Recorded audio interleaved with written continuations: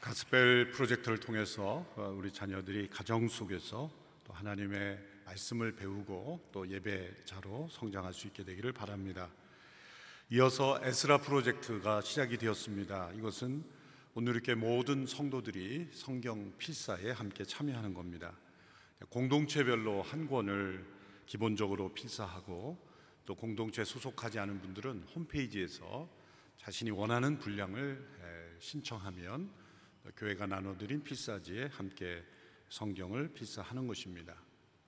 현재 다 종합해 보니까 약 100권 이상은 우리 교회 성도들이 필사할 수 있을 것이라고 생각을 합니다. 계속해서 아직 참여하지 않은 분들은 서둘러 홈페이지 혹은 공동체 신청하셔서 함께 참여할 수 있게 되기를 바랍니다. 저희가 함께 모임과 행사를 갖지 못하는 이런 상황이지만 부모님을 전도하는 그런 맞춤 전도 집회는 영상으로 함께 진행하기로 했습니다. 8월 24일에 영상을 통해서 우리 자녀들이 부모님과 함께 전 세계 어느 곳에 있든지 함께 참여하실 수 있도록 저희가 기획을 했습니다. 함께 기도해 주시고 또 영상을 CGN TV를 보는 전 세계의 어느 교회 또 어느 곳에 있는 분이라 할지라도 함께 참여할 수 있기 때문에 홈페이지에서 함께 신청해 주시기 바랍니다. 또 여름철을 맞이해서 우리의 영혼을 건강하게 해주는 여름 특강이 준비되었습니다. 약 80여 개의 강의가 개설되었는데요. 그러니까 공동체 담당 목회자들의 강의는 순장님을 통해서 그 영상 링크를 주소를 받으셔주면 되고요. 그 밖에 강의는 교회 홈페이지를 통해서 신청하실 수가 있습니다. 또 한 강의뿐만 아니라 여러 강좌를 여러분들이 원하시는 대로 신청할 수 있기 때문에 신문에 나와 있는 여러 강의 제목, 내용을 참조하셔서 여러분들이 원하시는 대로 신청하시면 되겠습니다.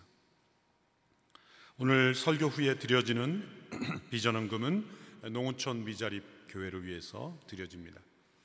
저희 교회가 약 200여 개 농어촌 교회를 협력하고 있습니다. 이런 코로나 이 재난 속에서도 우리 선교팀이 어려운 지역의 교회를 방문해서 또 섬기고 있습니다. 또 도시교회와 또 다른 어려움을 가지고 있기 때문에 우리가 계속해서 돕기를 원합니다. 이를 위해서도 함께 참여해 주시기 바랍니다. 지난주에 제가 서빙고에 설교하면서 나라 민족을 위한 기도 전에 현재 국회 일부에서 추진되고 있는 포괄적 차별금지법에 대한 왜 반대해야 되는지 또 우리가 어떻게 반대해야 되는지에 대한 기도 제목을 부탁드렸습니다. 정의당 국회의원들과 별도로 한 여당 국회의원이 중진 의원이 한 100여 명의 의원을 모아서 이 법을 발의하겠다 그렇게 며칠 전에 뉴스에서 보도된 바가 있습니다. 이 계속되는 국회의원들의 추진 의도는 우리가 정확하게 할 수 없지만 그러나 유럽과 북미에서 이미 동일한 법, 동일한 의도를 가지고 제정된 법이 사회를 어떻게 변화시켰는지 우리는 분명히 보고 있습니다. 이러한 일에 저희 그리스도인들이 성경적 세계관에 입각해서 분명한 반대 의견을 표시하고 또 그러한 법을 만들지 않아도 평등한 사회, 차별이 없는 사회를 우리 그리스도인들은 앞장서서 이루어 가야 할 줄로 믿습니다. 오늘 신문 이면에 보시면 서울대 치의학대학원 교수로 계시는 우리 교회 류헌모 집사님께서 세계관 묵상에 대한 칼럼을 쓰셨는데 이것이 우리가 왜 이것을 반대해야 되는지에 대한 이 세계관적인 기초입니다. 이것은 세계관 전쟁이고 또 가치관의 전쟁이기 때문에 우리가 올바른 분별력을 가지고 또 좋은 거면 다 좋은 거지라는 이 의식이 얼마나 무서운 결과를 빚어낼 수 있는지를 잘 보시고 꼭 신문의 내용을 꼭 읽으시고 주변 분들에게도 알려주시기를 부탁드립니다.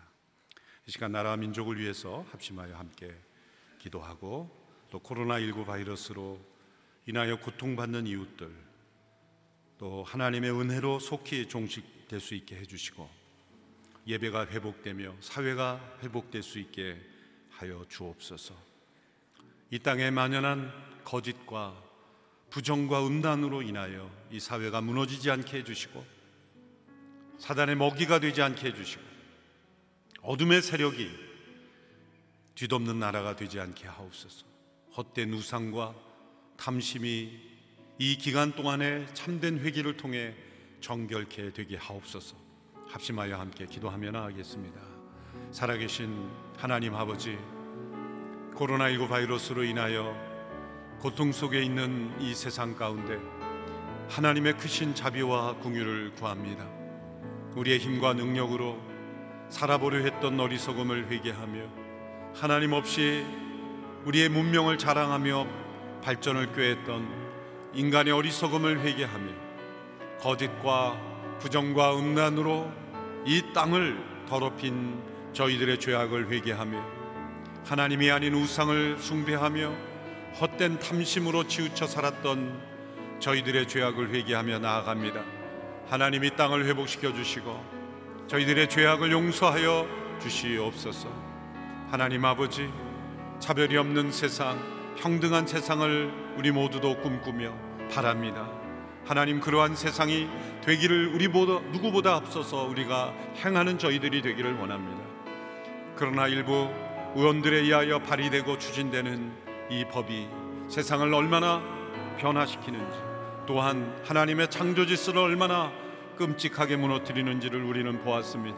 하나님, 이 땅을 긍휼히 여겨주시고 이 나라 민족을 지켜주시고 하나님께 세워주신 이 대한민국이 세상의 풍조를 따르지 아니하고 하나님의 질서를 따르는 나라가 될 수 있게 주님 역사해 주시고 보호하여 주시며 함께하여 주시옵소서. 살아계신 하나님 아버지, 이 땅의 재난을 통하여 하나님께서 말씀하시고 경고하시고 깨닫게 하시니 우리 모두가 참된 회개를 통해 살아계신 하나님 앞에 엎드려 나아가게 되기를 간절히 원합니다. 이 전염병 재난을 통하여 우리가 익숙했던 모든 죄악들을 끊어내고 거짓과 부정과 음란의 죄악이 끊어지며 헛된 우상과 탐심이 무너지는 역사가 일어나게 하여 주옵소서. 거짓과 부정과 음란을 합리화하며 때로는 하나님의 창조 질서를 무너뜨리는 것을 법제화하며 인간의 문화와 풍조라는 이름으로 받아들이는 나라가 되지 않게 하여 주시고 우리 모든 교회가 깨어 하나님 앞에 올바른 삶을 살아가며 이러한 법이 없이도 차별과 또한 소외된 이웃이 없는 세상이 될 수 있게 하여 주시고 또한 참된 하나님의 백성들이 세상을 변화시켜 나갈 수 있는 저희들이 되게 하여 주옵소서. 이 나라 민족을 지켜주시고 교회가 복음 앞에 합당하게 해주시고 하나님의 질서를 세상 속에 증거하며 세워가는 주님의 백성들 되게 하옵소서. 오늘도 함께 예배 드리는 모든 성도들, 흩어져 영상으로 참여하는 성도들에 이르기까지, 우리의 자녀들에 이르기까지 성삼위일체 하나님의 충만하신 돌보심과 은혜로 함께하여 주옵소서. 예수님의 이름으로 기도하옵나이다. 아멘. 세상에는 분명 어둠의 세력이 존재하며 그 세력은 활동하고 있습니다.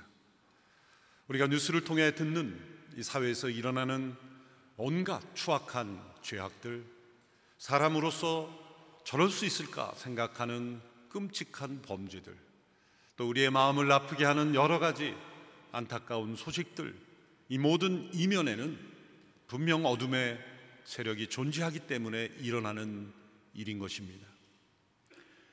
우리가 만일 깨어서 이 어둠의 세력의 실체를 분명히 깨닫고 이것을 믿음으로 싸워 이기지 아니하면 우리 모두는 한순간 어둠의 세력의 먹이가 되며 자신의 삶만 무너지는 것이 아니라 주변의 많은 사람들의 삶을 아프게 할 수 있습니다. 그러나 우리 자신의 힘이나 지식이나 경험이나 재물이나 어떤 사회적 위치도 스스로는 이 어둠의 세력을 이길 수가 없습니다. 이 어둠의 세력을 이기신 분은 오직 예수 그리스도 한 분밖에 없습니다. 첫째 아담인 사람은 이 어둠의 세력에 패배하여 우리 모두가 다 어둠의 세력에 패배하게 만들었습니다. 그러나 둘째 아담이신 예수 그리스도는 이 어둠의 세력에 승리하심으로 그분을 믿고 의지하는 모든 사람들을 이기고 승리할 수 있도록 인도해 주셨습니다. 예수 그리스도를 믿는 저와 여러분, 이 어둠의 세력의 실체를 분명히 깨닫고 성령의 능력을 힘입어 예수 그리스도 안에서 우리가 어둠의 세력을 이기고 승리할 수 있게 되기를 바랍니다. 우리에게 이 승리를 선물해 주시기 위해서 예수님께서 시험 당하신 것입니다.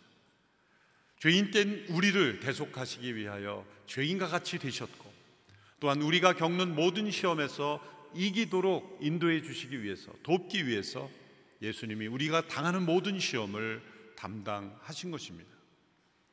오늘 본문 마태복음 4장에 나오는 예수님이 시험 받으신 것은 우리가 여러 번 함께 말씀을 나누었던 내용입니다. 몇 주 전에도 전염병의 시험을 어떻게 이길 것인가 라는 제목으로 말씀을 나누기도 했습니다. 오늘은 조금 다른 시각에서 가스펠 프로젝트의 한 본문으로 이 말씀을 나누게 되었습니다. 1절에 예수님께서 성령에 이끌려 광야에서 금식하며 마귀에게 시험을 받으셨다, 이렇게 되어 있습니다.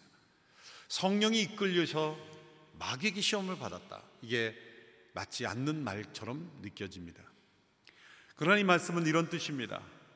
성령님께서는 예수님께서 공생애를 시작하셨을 때 어둠의 세력들이 그 예수님을 공격하려는 움직임을 하신 것입니다.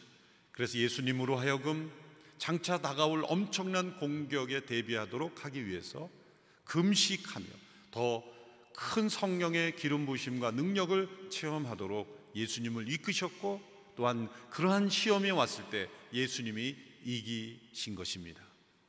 여기 시험이라는 단어는 유혹이라는 말부터 시작해서 공격이라는 말까지 매우 광범위한 의미를 포함하고 있습니다. 결론적으로 이 모든 것은 공격입니다.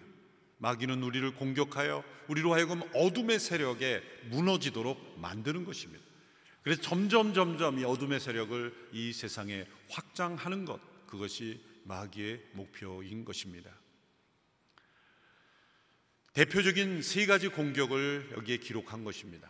단 한 번만 공격받은 것이 아니라 사실 40일 금식하는 내내 예수님은 공격받으셨을 겁니다. 그 중에 세 가지의 공격을 기록해 주었습니다. 첫 번째 공격입니다. 3절의 말씀 우리 같이 읽겠습니다. 시작. 시험하는 자가 예수께 다가와 말했습니다. 당신이 하나님의 아들이라면 이 돌들에게 빵이 되라고 해보시오. 당신이 하나님의 아들이라면, 이것은 단순한 가정법이 아니라 하나님의 아들임을 마귀도 인정한 것입니다. 마귀도 예수님의 정체를 알고 있습니다. 그래서 공격하는 겁니다. 당신은 하나님의 아들인데, 그렇게 해석하면 되겠습니다. 돌을 빵으로 만들라라는 것은 단순한 기적을 일으키라는 뜻이 아닙니다. 당신이 하나님의 아들인데 굶주림으로 이렇게 고통받을 필요가 있느냐, 그런 뜻입니다. 사람들은 고통을 스스로 해결할 능력이 없어서 고통 가운데 처할 수밖에 없지만 당신은 하나님의 아들 아닌가? 그러므로 이 굶주림의 고통 가운데 머물러 있을 필요가 있는가? 굳이 이러한 고통을 받을 필요가 있는가? 그러한 제안입니다. 겉으로 볼 때는 예수님을 동정하고 예수님 편에 서 있는 것 같지만 이것은 무서운 공격이요 시험입니다. 결국 이것은 십자가가 필요 없다는 겁니다. 기적으로, 능력으로 사람들 앞에 보여주면 사람들은 당신은 인정할 터인데 굳이 이렇게 굶주리고 고통당하고 고난받고 그리고 십자가에서 죽는 그 길을 갈 필요가 있겠는가라는 유혹입니다. 사단은 끊임없이 우리에게 이런 유혹을 주죠. 고통 없이 승리를 얻고 고통 없이 영광을 얻는 그 길을 날마다 우리에게 추구하게 합니다. 열심히 땀 흘려 일하지 않고 많은 이익을 얻는 것을 사단은 추구하도록 만듭니다. 고통 없이 얻는 영광, 예수님 앞에도 바로 고통 없이 메시아가 되는 길을 제시하고 있는 겁니다. 그 시험은 예수님이 극심히 굶주렸을 때, 배고픔에 처해 있을 때, 40일 동안 굶주리셨을 때 예수님께 주어졌습니다. 사단은 언제나 우리 안에 있는 육신의 본능, 우리 안에 있는 기본적인 인간의 갈망, 이것을 이용하여 우리를 어둠의 세력에 휩쓸리게 만듭니다. 가장 중요한 것이 육체적 본능이죠. 사단은 언제나 우리 안에 있는 본능을 이용하여 우리를 어둠의 세력에 휩쓸리게 합니다. 이 배고픔이라는 본능 자체는 죄가 아니죠. 그러나 그 본능을 어떻게 충족시키려고 하는가는 죄가 될 수도 있습니다. 자, 그 배고픔이라는 본능을 어떻게 해결하는 겁니까?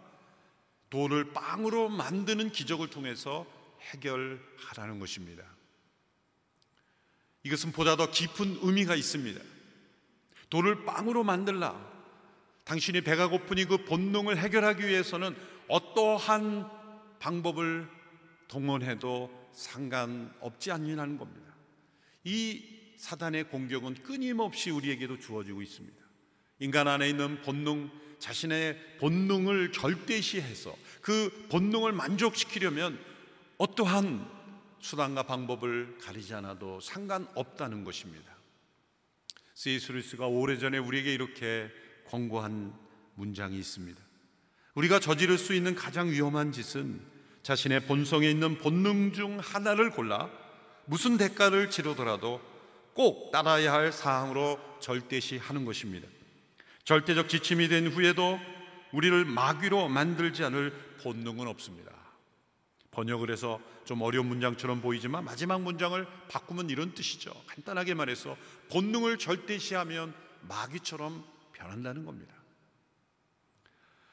에서가 그랬죠. 구약의 에서는 배고픔이란 본능을 참지 못하는 사람이었습니다.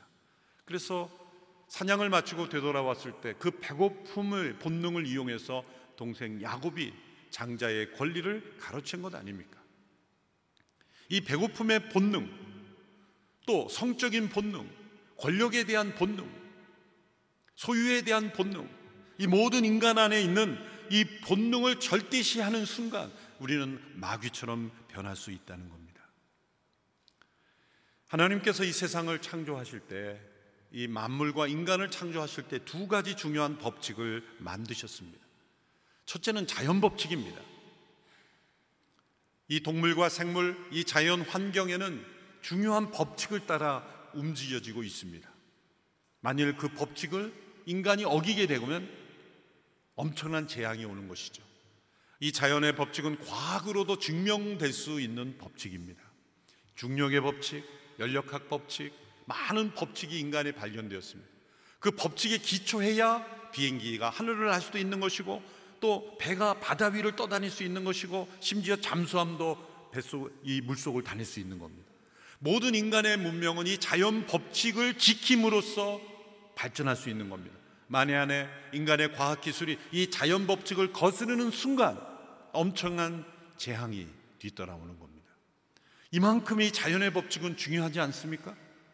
그것은 과학으로도 증명될 수 있고, 아니 과학으로도 다 지금 증명할 수 없는 수많은 자연 속에 숨겨진 법칙들이 있습니다. 그것을 발견해 나가는 것이고, 그 법칙을 지킴으로써 우리는 자연과 더불어 자연 안에서 살아갈 수가 있는 거죠.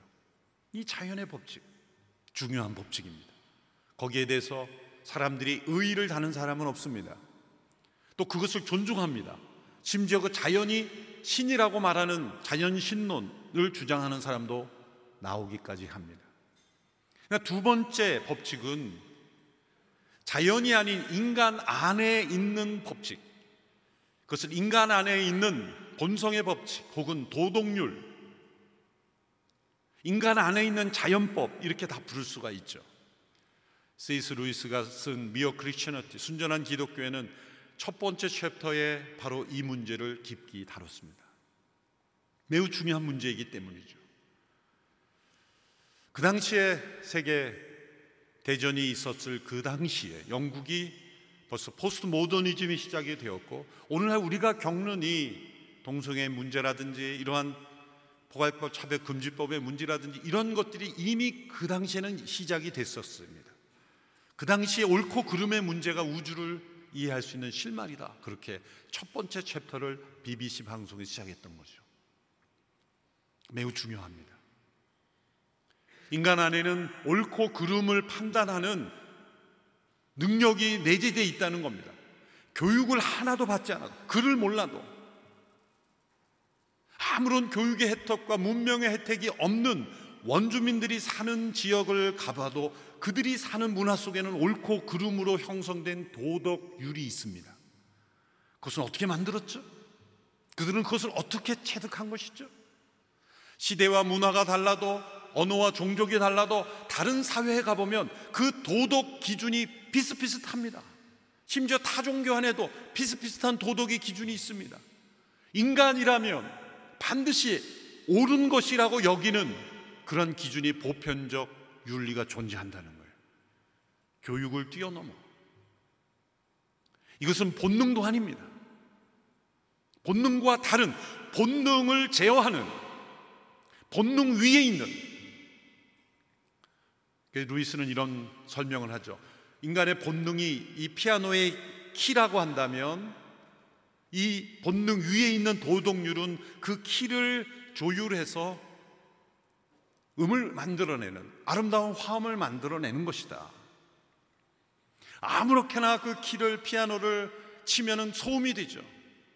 그러나 그것을 음조에 맞춰서 치면 아름다운 음악이 되는 것처럼, 도덕률이란 우리 인간의 본능을 조화시켜서 조화롭게 만드는 것입니다. 왜 이런 말씀을 제가 드립니까? 지금 이 마귀가 예수님께 돌을 빵으로 만들라, 이건 하나님의 창조 질서를 무너뜨림으로써라도 너의 본능을 만족시키라 라는 시험이었던 것입니다. 인간이 지켜야 하는, 인간이 스스로 만들지 않았지만 인간 위에서 우리를 압박하는 법칙이 존재한다는 겁니다. 그것을 도덕률이라고 부르든, 인간 본성의 법칙이라고 부르든, 인간 안에 있는 자연법이라고 부르든, 명칭이 어찌하든지 마치 자연 법칙을 어기게 되면 엄청난 재앙이 오듯이, 인간 안에 있는 이 자연의 법칙을 어기면 엄청난 부작용 혹은 혼란과 고통이 오는 겁니다. 이것은 본능을 제어하는, 본능 위에 있는 질서와 조화를 가져오는 법이기 때문이죠. 그것이 때로는 법으로도 표현이 되고, 도덕으로도 표현이 되고, 윤리로도 표현이 되고, 시대마다, 상황마다, 나라마다 약간씩의 차이는 있지만 궁극적인 지향점은 비슷합니다. 그것은 옳고 그름을 규정하시는 하나님께서 인간을 창조하셨다는 증거가 되는 것이죠. 그것이 가장 잘 나타난 것이 십계명이죠. 구약의 십계명은 바로 인간 안에 있는 자연적 이 본성의 법을 구체적으로 말씀해 주신 거예요. 그래서 십계명을 잘 들여다보면 인간의 본능을 제어하며, 그리고 인간이 지켜야 될 본성의 법칙을 구체적으로 말하고 있어요. 십계명을 더 확대하면 성경 전체가 인간을 규정하시는, 어느 시대 어떤 문화 속에 살아가든 인간이라면 지키고, 그것을 지킬 때는 본능을 뛰어넘는 참으로 복된 삶을 살 수 있는 그러한 법칙을 인간에게 준 겁니다. 그런데 이 자연 법칙은 인간이 선택할 수가 없어요. 그러니까 어기지 않는 거예요. 또 자기가 그걸 어기면 대가를 치르니까 그대로 순응합니다. 그런데 인간 안에 있는 이 본성의 법칙은 스스로 선택할 수 있는 자유의지가 있기 때문에 이걸 자꾸 어기려고 하는 거예요. 그게 죄고, 그것이 인간의 타락입니다. 이 말씀을 드리는 까닭은 무엇입니까? 남자와 여자라는 이 두 성은 자연과학으로도 증명된 겁니다. 남자와 여자가 아닌 제3의 유전자나 염색체는 발견되지 않았습니다. 그렇다면 이것은 자연 법칙까지 적용되는 법칙입니다. 자연 법칙을 어겼을 때 엄청난 대가가 치르는 것처럼 남자와 여자로만 발견되는 그 밖에 다른 제3의 성이 없는 성을 인간 스스로 규정하려고 할 때 그것이 만들어내는 사회의 부작용은 이루 말할 수 없는 것입니다. 최근 제정하려는 포괄적 차별 금지법 안에는 이렇게 말하고 있습니다. 여성과 남성 그리고 분류되지 않는 성, 다른 모든 사람들이 자기와 다른 성을 말할 수 있다. 모든 사람들이 생물학적으로 남성이라고 해도 내 스스로 여성이라고 주장할 수 있고, 모든 사람들이 여자라고 인식해도 나는 남성이라고 주장할 수 있는 소위 사회적 성, 그것을 법제화하자는 것 아니겠습니까? 그래서 2016년에는 이러한 주장이 설득되어 뉴욕주에서는 31개 성이 법제화되었습니다. 31개 성. 남자와 여자 외에 인간 스스로 선택할 수 있는 성이 31개 성이 있습니다. 뉴욕 인권조례에 보면 나옵니다. 31개 성이 있어요. 인간의 성이 무슨 31 아이스크림입니까? 그 성의 이름은 어디서 듣도 보도 못한 이름들이에요. 태어나면 제3의 성으로 X로 할 수 있어요. 그건 나중에 커서 자기가 31개 성 중에서 뉴욕 주민들은 선택한다는 거예요. 얼마나 근사해 보입니까? 우리는 서로 다를 뿐이라고 말하고 싶습니까? 그렇지만 그것은 다른 것이 아니라 틀린 것입니다. 자연 법칙에서 틀린 것을 다른 것으로 규정할 때 얼마나 큰 문제가 생깁니다. C.S. 루이스라는 분은 순전한 기독교라는 책에서 이러한 도덕률을 수학의 세계와 비유했어요.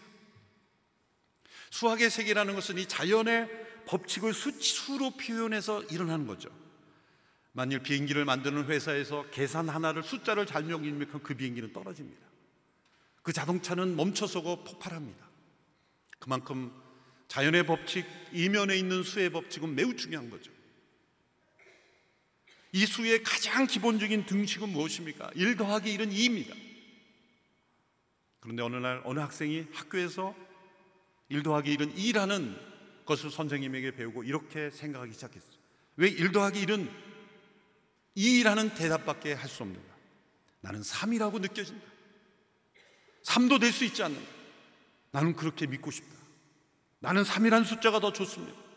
1 더하기 1은 2라는 단 한 가지 대답만을 강요하는 것은 폭력입니다. 그 반의 모든 학생들이 다 2라는 대답을 수긍하는데 3이라는 대답을 하는 학생이 다른 사람들에서 내가 소외감을 느낍니다. 왜 나를 차별합니까? 그렇게 주장하기 시작하면서 호응하는 학생들이 늘어납니다. 또 다른 학생이 그래 3일 수도 있겠다. 왜 2만 답이어야 되니? 한 사람 두 사람 호응하며 그 반의 대다수의 학생들은 선생님 우리는 2라는 대답만을 받아들일 수 없습니다.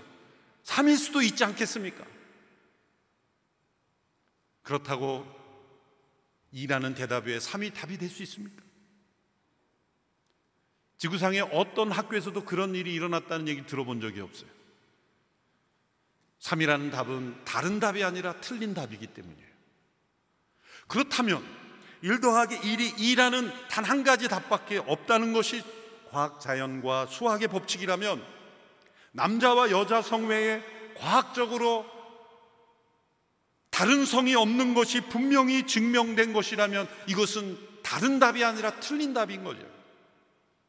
틀린 답을 인간 사회에 들여왔을 때 어떤 문제가 생기는가? 틀린 답을 붙잡고 왜 나를 차별합니까? 왜 나를 소외시키십니까? 라고 말할 수 없다는 거죠. 그것은 다른 것이 아니라 틀린 것이기 때문이에요. 그래서 차별을 금지하자라고 주장하는 많은 서구의 사람들이 이 다른 것과 틀린 것 사이에서 상당히 동정적인 사람들이 다른 답이라고 그렇게 인정해 준 거죠. 그럼으로써 뉴욕주는 31개의 성이 생겨난 겁니다. 미국의 곳곳주에서 성중립 화장실로 대란을 겪고 있어요. 화장실이 하나밖에 없어서 남자와 여자가 같이 써야 되는 게 아니라 여러 사람들이 쓰는 화장실인데 남자와 여자가 자유롭게 드나들 수 있는, 심지어 대학 기숙사의 샤워실도 목욕탕도 그런 시대가 이미 이루어지고 있습니다. 평등과 차별금지라는 이름으로. 그것은 다른 것이 아니라 틀린 것입니다. 대한민국이 그러한 사회가 되지 않도록 우리는 기도만 할 뿐만 아니라 이제 행동해야 됩니다. 만약 그러한 사회가 된다면 우리 모두에게 책임이 있는 겁니다.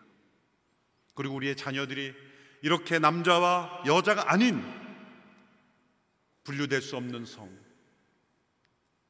그것은 마치 돌을 빵으로 만들려는 것과 마찬가지입니다. 광야에 돌이 많았기 때문에 그 돌을 다 빵으로 만들면 얼마나 많은 빵이 생기겠습니까? 예수님이 일으키신 기적은 한 번도 자신의 본능을 만족시키는 기적이 없었습니다. 모두가 타인을 섬기는 것이었습니다. 심지어 그 기적의 내용도 보십시오. 하나님의 창조 질서를 다 지킨 겁니다. 예수님은 돌을 빵으로 만들지 않고 오병이의 기적을 보면 빵을 빵으로 멀티플라이 시키셨어요. 예수님은 모래를 포도주로 만들지 않으셨어요. 흙을 포도주로 만들지 아니고 물을 포도주로, 같은 H2O 계열이죠. 구약의 모든 기적도 요단강이 멈춰섰고 홍해가 갈라지고 해가 멈춰섰지만 자연의 질서를 깨트린 기적은 하나도 없습니다. 육신의 질병이 나음을 받았던 것도 원래 상태로 회복이 된 거지. 하나님의 창조하신 눈 시력이 회복되고 또 손과 발이 회복된 거지. 기적을 통해서 눈이 하나 더 생기는 기적은 없었어요. 손과 발이 하나 더 생기는 기적은 성경에 나오지 않습니다. 심지어 예수님께서 동정녀로 성령으로 잉태되는 기적 속에 탄생하셨어도 예수님이 잉태되자마자 성인으로 출산하지 않으셨어요. 한 아기가 잉태된 이후에 겪는 모든 출산의 과정, 그 세포의 성장과 그 아기가 점점 모태 속에 자라는 모든 과정, 창조의 질서를 그대로 다 순응하셨어요. 하나님의 기적은 창조 질서를 무너뜨리는 것이 아니라 단지 개입할 뿐입니다. 이 성경책이 제가 붙잡고 있는데 놓으면 떨어집니다. 그런데 떨어지는 것은 중력의 법칙에 지배를 받는 거죠. 근데 제가 다른 손으로 이거를 붙인 것은 중력의 법칙을 무너뜨린 게 아니라 개입했을 뿐이에요. 이걸 다시 놓으면 다시 떨어지게 되는 거예요. 하나님의 손이 자연 질서와 창조 질서 속에 개입하면 변화가 일어날 수 있어요. 그러나 질서를 무너뜨린 적은 한 번도 없습니다. 단 한 번 자연의 창조 질서에 없는 새로운 기적이 나타났는데 그것은 부활입니다. 죽음으로 모든 인간이 끝났지만 죽음을 이긴 부활은 새 창조의 기적인 것입니다. 예수님께서는 이렇게 대답하셨습니다. 사람이 빵으로만 사는 것이 아니라 하나님의 입에서 나오는 모든 말씀으로 사는 것이다. 이 하나님의 말씀, 이 말씀은 우리에게 우리 인간이 지켜야 될 도덕률, 인간 본성의 법칙의 가장 중요한 기준이 되는 말씀이죠. 인간을 남자와 여자로 창조하셨다는 것은 과학으로도 증명된 자연 법칙입니다. 그 남자와 여자가 가정을 이루고 생명이 태어난다는 것, 그리고 그 부부가 어떻게 사랑해야 된다는 것, 부모와 자녀가 어떻게 가정을 이루어야 된다는 것, 가장 기본적인 하나님의 말씀으로부터 시작했어요. 우리 인간관계, 이 사회, 국가, 세상을 향하여 하나님은 우리에게 진정 살 수 있는 생명의 말씀을 주셨습니다. 돌을 빵으로 만드는 기적이 잠시의 육신의 본능은 채워줄 수 있을지 모르지만 그것은 하나님의 질서를 무너뜨리며 진정한 생명을 지키지 못하는 것이라고 말씀하셨습니다. 돌을 떡으로 만드는 기적이 없으면 어떻게 삽니까? 하나님께서 만나를 주시겠죠. 만나가 내리지 않으면 죽음을 받아들이는 거죠. 예수님은 그러한 말씀으로 하나님의 말씀이 나에게 생명입니다. 이 말씀으로 우리는 사는 것입니다. 인간은 본능을 충족시키는 차원의 그런 피지컬 디멘션으로 살아가는 게 아닙니다. 우리에게는 영적 디멘션이 있습니다. 자연의 법칙으로는 우리에게 육체적 차원의 삶을 충족시키지만, 그러나 우리에게 하나님의 말씀이라는 영적인 디멘션이 우리를 살게 하시는 겁니다. 예수님이 말씀하신 겁니다. 우리가 이 어둠의 세력을 이기기 위해서 우리는 육체적 본능을 절대시 해서는 안 됩니다. 때로 그 본능이 충족되지 않아도 우리에게 더 중요한 하나님의 말씀, 그 하나님의 말씀이 우리에게 규정하고 있는 인간의 본성 안에 있는 이 법칙을 지키는 것이 우리가 진짜 사는 것이다. 영원히 살지 않으면 살지 않은 것입니다. 하나님의 말씀을 지킴으로 어둠의 세력을 이기는 우리 모두가 되기를 축원합니다. 첫 번째 공격이 실패하자 마귀는 두 번째 공격을 해옵니다. 두 번째 공격에서 이 장소를 바뀝니다. 광야에서 예루살렘 성전 꼭대기로 바뀝니다. 6절의 말씀 같이 읽겠습니다. 시작. 마귀가 말했습니다. 당신이 하나님의 아들이라면 뛰어내려 보시오. 성경에 기록됐어. 하나님이 너를 위해 천사들에게 명령하실 것이다. 그러면 천사들이 손으로 너를 붙잡아 내 발이 돌에 부딪히지 않도록 할 것이다.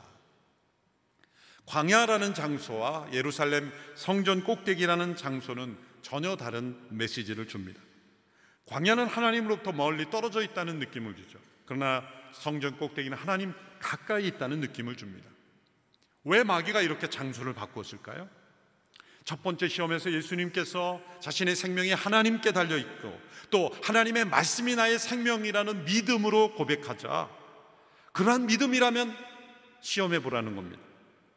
하나님께서 아주 가까이 임재이신 성전에서 당신을 얼마나 보호하시는지 시험해 보라는 것입니다. 마귀는 심지어 시편 91편까지 인용합니다. 마귀도 성경을 압니다. 91편을 인용하여 천사를 통해 그 발을 돌에 부딪히지 않게 하시겠다는 약속이 있지 않는가, 그렇게 시험합니다. 그러나 이것은 불필요한 모험을 하여 하나님을 시험하도록 하는 것입니다. 믿음은 하나님을 시험하는 것이 아닙니다. 하나님을 시험한다는 것은 자기의 뜻과 계획으로 하나님보다 앞서가면서 하나님께 책임지라고 하는 것, 이게 잘못된 믿음입니다. 우리가 믿음으로 어떤 걸 선택한다고 할 때 하나님의 말씀 속에 나타나지 않은 것, 혹은 하나님께서 하라고 하시지 않은 것을 하면서 하나님께 책임지라고 하는 것, 이것이 잘못된 믿음이죠. 제가 신학대학 다닐 때 한 학생이 신학교까지 왔는데 너무 힘들어하는 거예요. 괴로워하는 거예요. 그래서 기도를 많이 하더라고요. 근데 어느 날 이 학생이 하나님께로부터 응답을 받았다 그러더라고요. 무슨 응답을 받았냐? 지금까지 내가 신학교까지 왔는데 왜 이렇게 힘들고 어렵냐고 계속 이렇게 그런 하나님께 부르짖었는데 이런 응답이 왔다는 거예요. 내가 언제 너한테 신학교 가라 그랬니? 가라고 하지 않은 신학의 길을 스스로 가놓고 하나님 왜 책임 안 집니까? 그렇게 하나님께 불평한 것이죠. 종교개혁자 장 칼뱅은 이렇게 코멘트하였습니다. 사탄은 예수님이 불필요하게 위험한 상황에 자신을 노출시켜서 어리석고 헛된 확신을 갖도록 해서 자신이 갖고 있는 능력의 의미를 왜곡하도록 권했던 것이다. 하나님께 대하여 위험스러운 태도로 자신의 신성을 시험하도록 유도한 것이다. 위험한 태도로 하나님을 시험하는 것이 믿음이 아니라, 믿음은 하나님께서 보여주신 만큼 한순간 한순간 걸어가는 것입니다. 말씀하셨으면 행동하고, 말씀하지 않으셨으면 기다리는 것입니다. C.S. 루이스의 영적 스승이라고 하는 조지 맥도날드도 동일한 맥락의 말을 남겼습니다. 믿음은 감춰진 미래 속으로 성급히 경솔히 달려드는 것이 아니라 행할 길을 열어주시는 그 하나님의 지식에 주의를 기울이는 것이다. 그래서 예수님은 마귀에게 이렇게 대답했습니다. 주 내 하나님을 시험하지 말라. 하나님, 우리의 시험의 대상이 아니라 우리가 하나님의 시험의 대상이다. 믿음이란 끊임없이 하나님의 시험에 나를 올려드리는 거예요. 믿음은 하나님을 날마다 시험하는 것이 아니라 내가 하나님의 뜻 가운데 있는가 날마다 시험하는 것이 온전한 믿음입니다. 이러한 태도는 어둠의 세력을 이길 수가 있습니다. 어둠의 세력에 휩쓸리는 까닭은 나는 분명 믿음으로 했는데 그것이 하나님을 시험하는 것일 때 어둠의 세력이 휩쓸립니다. 그런데 내 믿음이 과연 하나님의 뜻 가운데 있는가를 날마다 시험하는 사람은 결코 어둠의 세력에 휩쓸리지 않게 됩니다. 세 번째 시험 장소는 높은 산이었습니다. 마귀는 또다시 장소를 바꿉니다. 이 말씀을 보면서 왜 예수님께서 마귀에게 이렇게 힘없이 끌려다닐까 그렇게 생각할 필요가 없습니다. 마귀에게는 장소가 중요했지만 예수님께는 장소가 중요하지 않았습니다. 예수님이 약하기 때문에 끌려다니신 것이 아니라 강한 분이기 때문에 장소가 상관없는 것이고, 더 중요한 것은 우리가 당하는 다양한 상황에서의 시험을 어떻게 승리할 것인가를 보여주기 위해서 예수님이 기꺼이 또 다른 장소로 옮기신 겁니다. 8절 9절의 말씀 우리 같이 읽겠습니다. 시작. 그러자 마귀는 다시 아주 높은 산꼭대기로 예수를 데리고 가 세상 모든 나라와 그 영광을 보여주었습니다. 그리고 마귀가 말했습니다.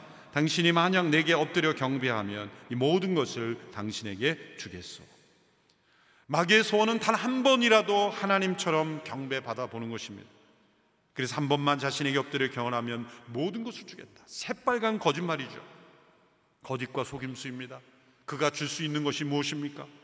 이 세상의 모든 나라와 영광을 그가 줄 수 있단 말입니까? 그는 만물의 지배자가 아닙니다. 마귀가 지배하고 영향을 줄 수 있는 것이 있습니다. 대상이 있습니다. 그래서 하나님의 말씀에 불순종하는 이들, 그들은 100% 마귀의 지배를 받을 수 있습니다. 그러나 하나님께 순종하고 그분께 참된 예배를 드리며 그분만을 사랑하고 경배하고 섬기는 영혼은 절대로 마귀가 영향을 미칠 수가 없습니다. 그래서 영적 전쟁, 그리고 이 어둠의 세력에 승리하는 유일한 길은 오직 하나님만을 경배하고 그분만을 섬기는 것입니다. 예수님께서 10절에서 이렇게 대답하셨어요. 사단아 내게서 물러가라. 성경에 기록됐다. 주 내 하나님께 경배하고 오직 그분만을 섬기라. 올해 온누리교회 영적 표어가 온 마음 다해 하나님만 사랑하라는 것입니다. 온 마음 다해 하나님만 사랑하는 영혼은 어둠의 세력이 틈탈 수가 없습니다. 그러나 온 마음을 다하지 않을 때는 비워둔 그 마음에 다른 사랑이 들어오고, 하나님만을 예배하지 않을 때 또 다른 예배의 대상이 들어옵니다. 아무것도 예배하지 않는 사람은 없습니다. 우리는 무엇인가를 예배하고 있습니다. 예배, 경배라는 뜻, 월십이라는 건 worth라는 단어, 가치 있게 여기다는 단어에서 나온 것 아니겠습니까? 무엇을 가치 있게 여깁니까? 그것이 가치를 넘어 예배의 대상이 될 수 있어요. 어떤 사람은 자신의 건강, 재물, 사회적 위치, 자신의 이름, 명예, 그 무엇이든지 모든 사람은 무엇인가를 예배하고 있습니다. 그러나 오직 하나님만을 예배할 때는 그 모든 것이 다 선물이 되고 축복이 됩니다. 그러나 하나님만을 예배하지 않을 때 우리의 본능 중에 하나를 경배하고 본능 중에 하나를 절대시하고 살아갈 때는 모든 것이 무너지는 것이죠. 그래서 오직 하나님만을 예배하고 그분만을 사랑하고 그분만을 섬기라는 것입니다. 그럴 때 주변의 모든 것은 평화롭게 됩니다. 주변의 모든 것이 평등하게 됩니다. 주변의 모든 것이 어떤 차별도 없이 우리가 세상을 이기며 사랑할 수 있게 되는 거예요.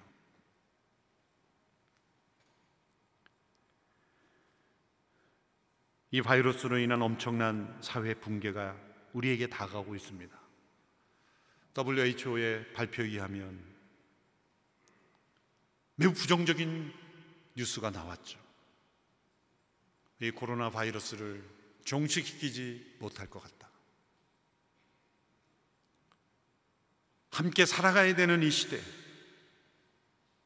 계속해서 경제, 사회가 어려워질 것입니다. 이 시험 앞에서 우리가 오직 하나님만 경배하는 것이 과연 진정한 해결책일까? 해결책입니다.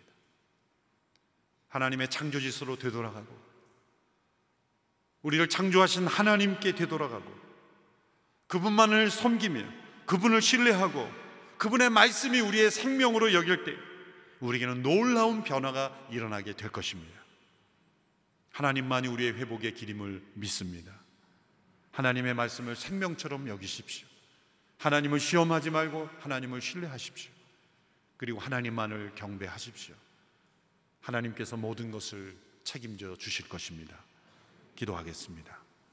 하나님 아버지, 인간의 욕망과 탐욕과 우상이 우리를 더럽히는 이 시대에 그 모든 것을 거부하고 살아계신 하나님만을 경배하며 그 하나님만을 예배하는 저희들이 되기를 간절히 원합니다. 세상의 어두운 세력에 먹이가 되지 아니하고 그 어두운 세력을 내쫓고 승리하는 하나님의 백성들이 다 되게 하여 주옵소서. 예수님의 이름으로 기도하옵나이다.